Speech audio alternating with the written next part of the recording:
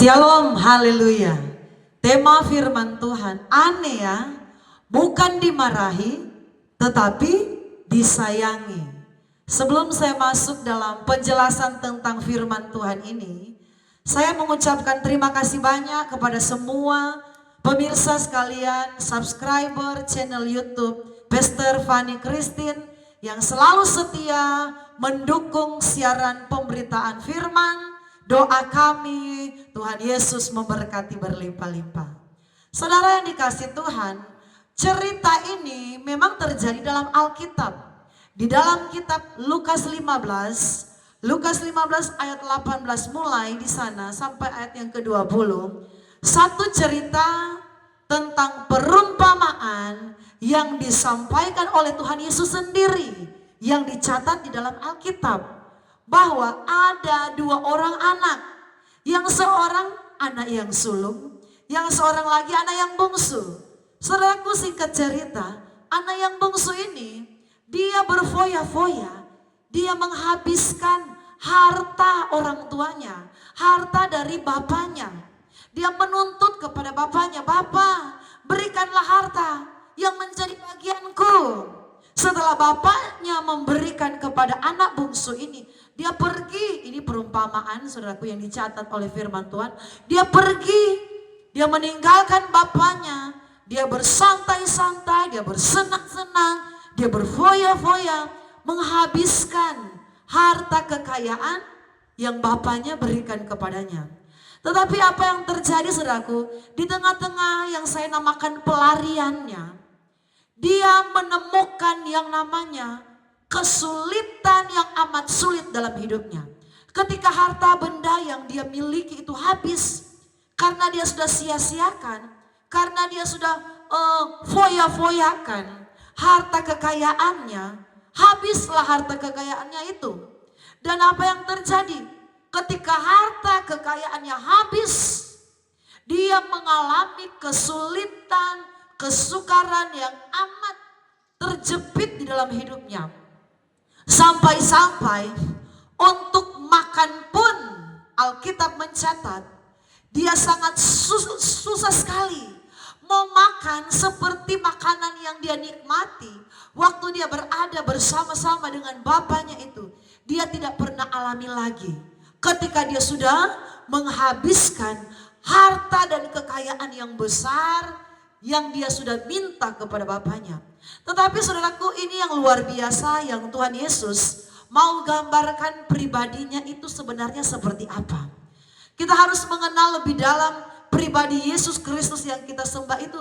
Ternyata pribadi yang sangat pengasih, sangat penyayang. Tema tadi yang saya berikan, aneh ya. Bukan dimarahi, tetapi malah disayangi. Dan ini yang terjadi kepada anak bungsu ini. Ketika anak bungsu ini sudah hidup senang, dia sudah berfoya-foya, dia sudah menghabiskan segala sesuatu, dan dia teringat kepada bapaknya, "Oh, di rumah bapakku semuanya tersedia.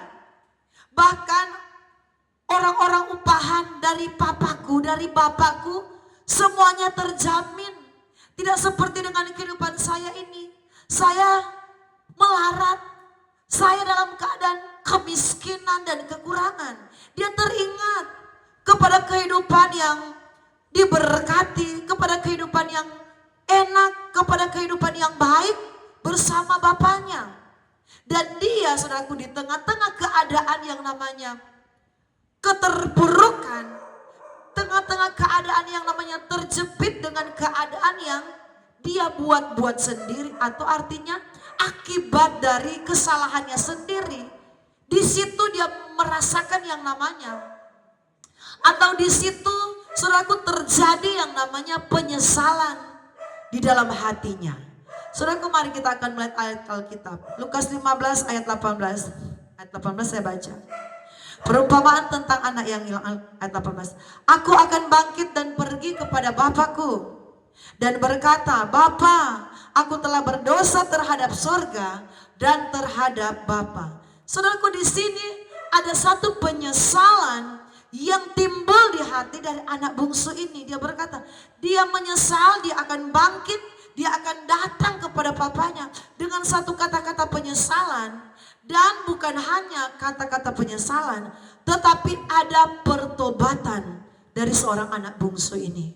Dia akan datang kepada bapaknya dan dia berkata, aku sudah berdosa kepada Bapa dan sudah berdosa kepada surga. Saudaraku, lihat, sikap penyesalan dan sikap pertobatan membuat hati Yesus itu tersentuh. Sikap pertobatan dan sikap penyesalan itu yang sangat berkenan di hati Tuhan. Itu yang sangat dirindu-rindukan Tuhan. Apa yang terjadi, saudaraku? Bukan bapaknya mau marah kepada anak bungsu ini, tetapi justru bapaknya menyayangi anak ini. Dia memberikan penyambutan yang wow, saudaraku. Kalau kita baca selanjutnya, mari kita baca, saudaraku, ayat yang ke-19. Aku tidak layak lagi disebut anak Bapa. Jadikan aku sebagai salah seorang upahan Bapa. Ayat 20. Maka bangkitlah ia dan pergi kepada bapaknya. Ketika ia masih jauh, ayahnya telah melihatnya, lalu tergeraklah hatinya oleh belas kasihan. Ayahnya itu berlari mendapatkan dia, lalu merangkul dan menciumnya. Saudaraku, lihat, ketika bapak ini, ayah ini melihat anak bungsu ini, anak yang saya bilang anak yang luar biasa ya. Dia sudah menyia-nyiakan harta benda yang ayahnya berikan, dia habiskan dengan sia-sia. Tetapi ketika ayahnya melihat, ayahnya datang mendekati, menciumnya, merangkulnya. Bahkan tidak berhenti sampai di situ, saudaraku. Ayahnya membikinkan pesta, membuat penyambutan. Ayahnya sangat bersuka cita, ayahnya sangat bergembira melihat anak bungsunya yang hilang telah kembali. Saudaraku, Yesus sangat menyambut, Yesus sangat memberikan penyambutan kepada orang-orang yang terhilang, yang mau datang kembali kepadanya. Mungkin engkau dulu sudah pernah hidup di dalam dosa. Dosamu itu mungkin kamu berkata, dosa saya ini sudah terlalu fatal, kesalahan saya ini sudah terlalu berat, mungkin Tuhan sudah tidak akan mengampuni dosaku. Asalkan kamu ada penyesalan, asalkan ada pertobatan, benar-benar mau datang kembali sungguh-sungguh kepada Tuhan, benar-benar mau meninggalkan segala kejahatanmu, Yesus tidak akan marah. Amin. Ini perumpamaan. Tuhan berkata, ayah yang dicatat di dalam perumpamaan ini itu gambaran tentang Yesus Kristus.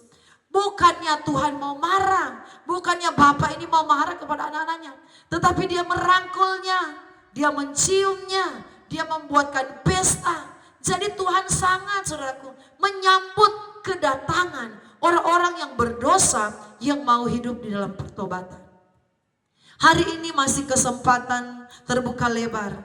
Tuhan masih berikan kita kesehatan, Tuhan masih berikan nafas kehidupan, Tuhan masih berikan kita kesempatan untuk kembali dengan Tuhan, kembali mendekatkan diri kepada Tuhan, kembali sungguh-sungguh mengasihi Tuhan, kembali sungguh-sungguh melayani Tuhan, kembali sungguh-sungguh setia dengan Tuhan. Kalau dulu engkau pernah berbuat salah, engkau pernah berbuat dosa, pernah berbuat kejahatan, mari menyesali, mari bertobat, segala kejahatanmu tinggalkan, supaya Tuhan menyambutmu, Tuhan memulihkan keadaanmu, Tuhan mengubahkan keadaanmu, Tuhan menggantikan dengan kehidupan yang penuh dengan pengharapan. Asalkan penyesalan dan pertobatan menghasilkan pemulihan dari Tuhan. Shalom, Tuhan Yesus memberkati.